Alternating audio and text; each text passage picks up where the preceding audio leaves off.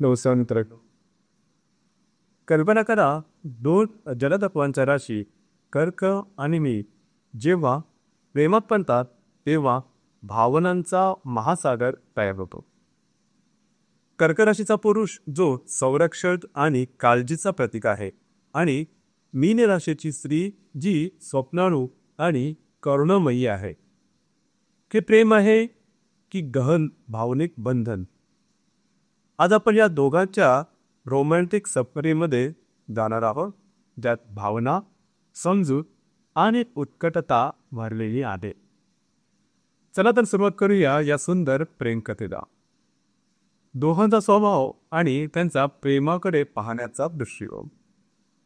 कर्क राशीचा पुरुष हा जलतत्वाचा आहे, भावनिक, संवेदनशील आणि काळजी घेणारा. त्याचा स्वभाव कोमल आणि संरक्षक आहे. तो आपल्या प्रेरणांना सुरक्षित ठेवण्यासाठी कवचासारखा उभा राहतो. कर्कपुरुषाचं प्रेम म्हणजे स्थिरता, भावनिक बंधन आणि कुटुंब. तो विश्वासू असतो, पण मूड स्विंगमुळे कधी कधी अंतर्मुखी वाटतो.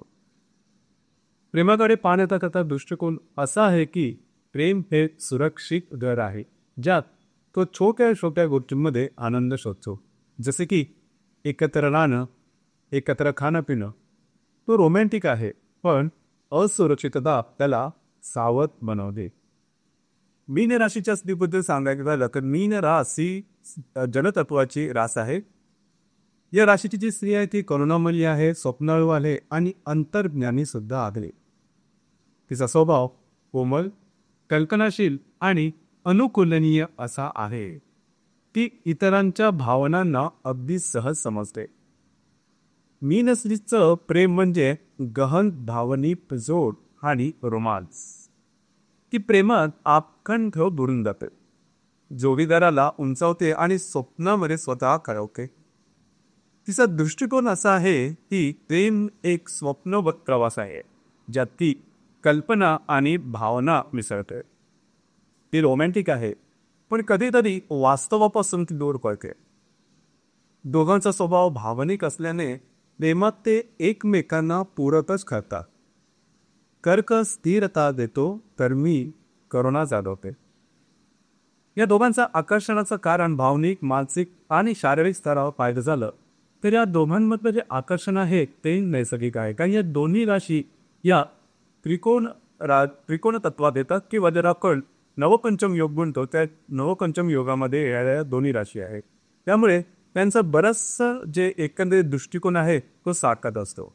आणि या दोन्ही सुद्धा जलतत्वाच्या आहेत. भावनिक स्तरावर कर्केची संरक्षणमत्ता मी स्त्रीला सुरक्षा देते, तर तिची करुणा कर्कच्या भावनांना साकवून देते. ते एकमेकांच्या भावनांना सहज ओळखतात, ज्यामुळे गहन बंधन तयार होतं. उदाहरणार्थ, जेव्हा कर्क उदास होतो, मीन राशीची अलगद मिठी त्याला उभारी येते. मानसिक स्तरावर दोघेही अंतर्ज्ञानी आहे. मीनची कल्पनाशीलता कर्केच्या गहन विचारांना उत्तेजित करते. ते स्वप्न आणि जीवनावर चर्चा करतात, ज्यातून बौद्धिक जोड तयार होते. कर्क तिला वास्तवाची ओळख करून देतो, तर मीन त्याला कल्पनांचं जग दाखवते. शारीरिक स्तरावर आकर्षण उत्कट आहे. कर्केची कोमलता आणि मीनची रोमॅन्टिकता एकत्र येतात, ज्यामुळे भावनिक आणि शारीरिक जवळी निर्माण होते. ते स्पर्श आणि मिठी ठरवतात, जे त्यांचं नातं मजबूत करतात. नक्षत्रानुसार दोघांचे स्वतंत्र गुणधर्म सांगायचे झाल्यास कर्क राशीच्या पुरुषाबद्दल म्हणजेच खास करून पुनर्वसू नक्षत्राचे जे पुरुष आहेत, हे नक्षत्र या नक्षत्राचा जो स्वामी आहे तो धनु आहे. नूतनीकरणाचे हे प्रतीक आहे. त्याचा स्वभाव दयाळू आहे, अनुकूलनीय आहे आणि सर्जनशील सुद्धा. तो बदल स्वीकारतो, करुणावान असतो आणि कुटुंबप्रेमी. पुष्य नक्षत्रातील जो पुरुष आहे, अर्थात हे जे नक्षत्र आहे या नक्षत्राचा स्वामी शनी आहे. पोषणाचं प्रतीक अशा प्रकारचं नक्षत्र आहे. स्वभाव त्याचा काळजी घेणारा आहे, केअर टेकिंग आहे. निष्ठावान आणि आध्यात्मिक सुद्धा. तो संरक्षक असतो, धैर्यवान असतो आणि परंपरा प्रेमी असतो.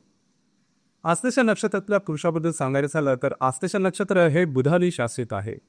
दूरतेचं देव प्रतीक आहे. त्याचा स्वभाव बुद्धिमान, अंतर्मुखी आणि रहस्यमयी असतो. तो भावनिक बुधतेमध्ये रमलेला असतो, पण कधी कधी संशयपणा सुद्धा त्याच्या स्वभावात दिसतो. मीन राशीच्या स्त्रीचे नक्षत्रानुसार गुणधर्म पाहिले झाले तर पहिले जे नक्षत्र आहे ते पूर्व भाद्रपदा. पूर्व भाद्रपदा हे नक्षत्र गुरुचे शासित आहे. हे नक्षत्र परिवर्तनाचं प्रतीक आहे. याचा स्वभाव महत्वाकांक्षी, आध्यात्मिक आणि दृढ आहे. ही करुणामय आहे, पण कधी कधी थोडंसं तीव्र सुद्धा हे नक्षत्र दिसून येतं. उत्तरा भाद्रपदा जे नक्षत्र आहे त्या नक्षत्राचा स्वामी शनी आहे. आध्यात्मिक उन्नतीचं हे प्रतीक आहे. त्यांचा स्वभाव सहनशील, बुद्धिमान, तरुणवान, ती गहन विचार करणारी आणि सहाय्यक अशी आहे. मदत करायला नेहमी पुढे असते. रेवती नक्षत्राची जी स्त्री आहे, अर्थात रेवती जे नक्षत्र आहे ते बुधाने शासित आहे किंवा बुध या नक्षत्राचा स्वामी आहे. या नक्षत्राचे ज्या स्त्री असतात त्या करुणामयी आणि वृद्धीचं प्रतीक अशा प्रकारचे हे नक्षत्र आहे. कोमल, कल्पनाशील आणि प्रेमळ असा स्वभाव या स्त्रीचा दिसून येतो. ती बुद्धिमान असते परंतु अति संवेदनशील असते. प्रेमाचे कप्पे यांच्या जर काय लव्ह लॅबबद्दल सांगायचं झालं तर खास करून ते बहुतेकदा भावनिक स्तरावर भेटतात. कदाचित एखाद्या कार्यक्रमात किंवा मित्रांवर. कर्क मीनेच्या करुणेकडे आकर्षित होतो, तर मीन कर्कच्या संरक्षणाला. हा टप्पा रोमॅन्टिक असतो. ते सहज जोडले जातात.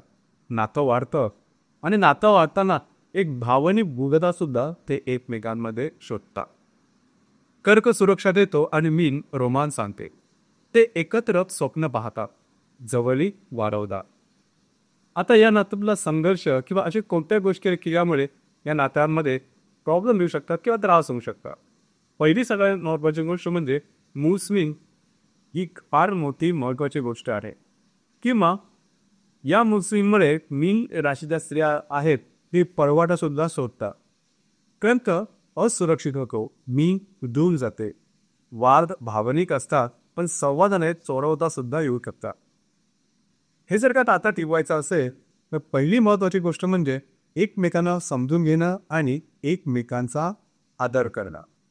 नियमित संवाद आणि एकमेकांच्या इन्फ्लुएन्स खाली जरी राहिला तरी ते नातं दीर्घकाळापर्यंत अगदीच सहजपणे टिकवता येतं. याचप्रमाणे एकमेकांच्या दर्दना सुद्धा प्राधान्य देणं तितकंच महत्त्वाचं आहे.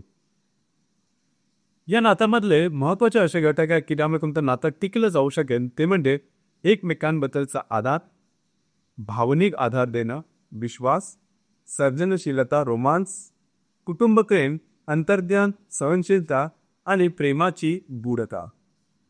ह्या ज्या गोष्टी आहेत किंवा ह्या प्रकारांमुळे ह्या ज्या दोन्ही व्यक्ती आहेत ते एकमेकांशी बांधलेल्या राहू शकतात. नातं तोडणारे जे घटक आहेत ते कोणते आहेत? पहिले आहे अतिसंवेदनशीलता. लक्षात घ्या, दोन्ही ज्या राशी आहेत त्या जगतत्वाच्या हसण्यामुळे अतिसंवेदनशीलता हा घटक कधी कधी मारकच ठरतो. याचे मूड स्विंग कायम होत असतात. छोट्या छोट्या गोष्टींमुळे मूड स्विंग बदलणं किंवा मूड बदलणं, छोट्या छोट्या बाबतीमध्ये बिनधास्तपणे सामोरं न जाऊन पळवाट शोधणं, सतत असुरक्षितता वाटणं, संवादाचा अभाव आणि भावनिक एकमेकांपासून दूर राहणं, हा जो भाग आहे हा भाग याच्यामुळे त्यांच्या नात्यामध्ये एक वेगळ्याच प्रकारची दूरता येऊ शकते. आणि सगळ्यात महत्त्वाचं म्हणजे वास्तव नाकारणं. लक्षात घ्या, दोन्ही ज्या राशी आहेत त्या दोन्ही राशी इमोशनल असल्यामुळे फॅन्टसीमध्ये जगणारे आहेत. त्याच्यामुळे बऱ्याचशा यांचे जे स्वप्न असतात ती स्वप्नमय दुनियेमध्येच रंगलेले असतात. अर्थात थोडंसं प्रॅक्टिकल जगातसुद्धा वावरणं आणि त्या संदर्भातले प्रॅक्टिकल जगात येणाऱ्या ज्या गोष्टी आहेत त्यावरती सुद्धा विचार होणं प्रत्यक्ष गरजेचं आहे. शेवटी कर्कपुरुष आणि मीन राशीचे जे प्रेम आहे ते म्हणजे भावनिक स्वर्ग देतो. ते शिकवते की करुणा आणि समजूत प्रेम पिकवते. मित्रांनो, तुमच्याही जीवनात असे प्रेम असेल तर ते जरूर जपा. तर हे होतं कर्क राशीचा पुरुष आणि मीन राशीची स्त्री सारखा परस्पर प्रेम संबंधामध्ये असते तर त्यांचं जे प्रेमसंबंधित किंवा रिलेशनशिप आहे हे कशा प्रकारे कुरत जाईल या संदर्भाची चर्चा.